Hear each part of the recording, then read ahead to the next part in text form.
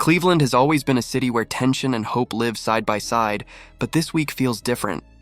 The air around the Browns' training facility is thick with rumors, whispers, and unanswered questions. What started as a simple injury update from respected insider Mary Kay Cabot has spiraled into something far more mysterious. Shadur Sanders didn't return to practice, and while the official explanation is that he's dealing with a back spasm, the story behind that statement has fans, analysts, and even players wondering if something deeper is happening inside the Browns organization. The timing of everything couldn't be more suspicious. On the very same day that head coach Kevin Stefanski announced he's stepping down from play-calling duties, finally handing the reins over to offensive coordinator Tommy Rees when word broke that Sanders was missing from practice. For months, Stefanski's offensive system has been the definition of stagnation. Ranked 31st in the league, his play calling has been predictable, conservative, and lifeless. 5-yard outs, short hitches, safe checkdowns. It's been football without imagination, an offense running scared instead of attacking. The fans knew it, the analysts knew it, and apparently Stefanski knew it too. Mary Kay's report seemed routine at first, just another injury update. But her tone and phrasing sparked immediate speculation. She mentioned that Sanders didn't practice, that he's battling back spasms, and that there's still plenty of time before the Jets game. Yet when you start connecting the dots, the picture that emerges isn't one of a simple sore back. It's one of internal strategy, quiet politics, and maybe even deliberate manipulation. Because here's what doesn't add up. Sanders hasn't been getting hit. He hasn't been participating in full contact drills. He's been training individually, throwing routes, staying sharp, and avoiding the physical toll of being in the trenches. So, how does a quarterback who hasn't been touched suddenly develop a back injury serious enough to sideline him right when the team is reshuffling its offensive identity? The official story might sound harmless, but the timing raises eyebrows. If Rees is preparing to install a more dynamic, college-style offense, one that emphasizes speed, vertical passing, and creativity, Sanders would be the perfect fit. His arm strength, his mobility, his playmaking instincts, everything about him screams explosive potential. In contrast, current starter Dillon Gabriel has looked tentative, uncomfortable, and overwhelmed under pressure. He's struggled to push the ball downfield, to command the pocket, and to make the big plays this offense desperately needs. With Tommy Rees now designing the attack, the shift toward aggression and rhythm seems tailor-made for a player like Sanders, which makes his sudden injury feel less like coincidence and more like convenient timing. The more you listen to Mary Kay's analysis, the clearer it becomes that there's an unspoken narrative beneath the surface. She described the team's offense as broken, in need of a fresh set of eyes, and emphasized that the Browns had no choice but to make a drastic change. She even praised Rees for bringing that college-style creativity that Stefanski's system lacked.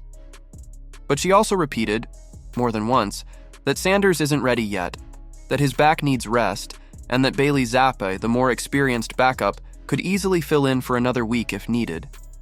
That comment might sound harmless to casual listeners, but to those who know how NFL politics work, it says everything.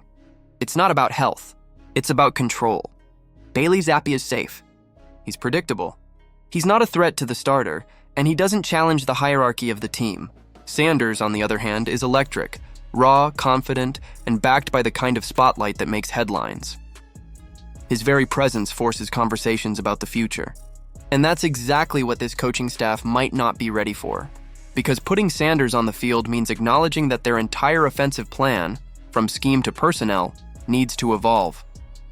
It means admitting that the old ways aren't working. And for an organization that's spent years defending its decisions, that kind of admission doesn't come easily.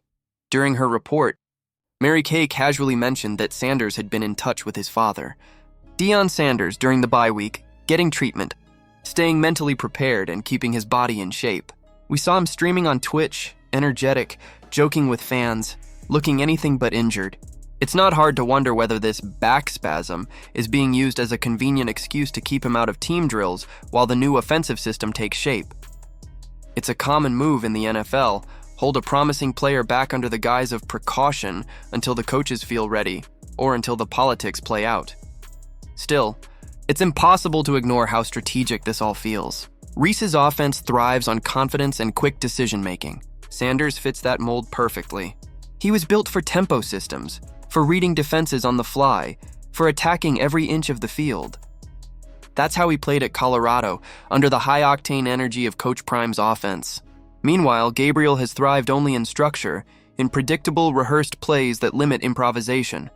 If the Browns are truly shifting their identity, they'll eventually have to choose between playing it safe with Gabriel or unleashing the potential of Sanders. And if this injury delay gives Gabriel more time to prove himself in the new system before that decision becomes unavoidable, it suddenly makes perfect sense. But that's the tragedy of Cleveland football. The fear of change disguised as patience. Time and time again, the Browns have clung to what's comfortable instead of what's necessary. Whether it's holding on to play-calling duties too long, refusing to adapt offensively, or hesitating to give young stars their shot, the result is always the same. Another season slipping away. This is a franchise haunted by what-ifs, and Sanders might be the latest name added to that long list if they continue to play politics instead of football. Still, Mary Kay's insight matters. She's one of the few reporters who's consistently accurate about what's happening inside Berea's walls. When she says Sanders is doing better but isn't practicing, it suggests caution, but also narrative management. It's the kind of phrasing teams use when they want to sound transparent without actually revealing anything.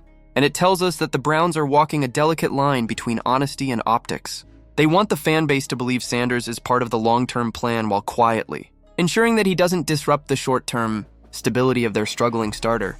So here's what's likely happening behind the scenes. Sanders is fine, maybe a little sore, but fine. The Browns know he's their most promising young quarterback, but they're not ready to hand him the keys just yet. With Tommy Rees taking over, they want to give Gabriel one more chance to prove he can adapt to the new offense. If he performs well against the Jets, that buys them time. If he fails again, the pressure to start Sanders will become unbearable. Either way, the team wins, or at least that's what they think. But in reality, every week they delay could cost them not just games, but momentum, trust, and fan faith. Because make no mistake, Cleveland fans see through the noise. They know what a star looks like, and they've seen enough of Gabriel to know he's not it. Sanders brings excitement, hope, and that intangible spark that makes people believe again. That's what this city has been missing for years. And no injury report, no coaching spin, and no organizational politics can bury that truth forever. By Sunday, we'll see how this all plays out. Will Sanders be active? Will the back spasm suddenly vanish just in time for him to stand on the sidelines in uniform but unused? Or will the Browns shock everyone and finally give him the chance he's earned? No matter the outcome, this story isn't fading anytime soon. Because as long as Cleveland keeps holding its future hostage in the name of comfort, the fans will keep asking the same question. When does talent finally get its chance? So what do you think? Is this injury just bad luck or part of something more deliberate? Should the Browns finally give Shadur Sanders the opportunity to lead this offense, or are they right to wait? Drop your thoughts in the comments below, and don't forget to like this video, subscribe for more deep dive breakdowns, and hit that notification bell so you never miss a story that cuts through the noise and gets to the truth behind the headlines.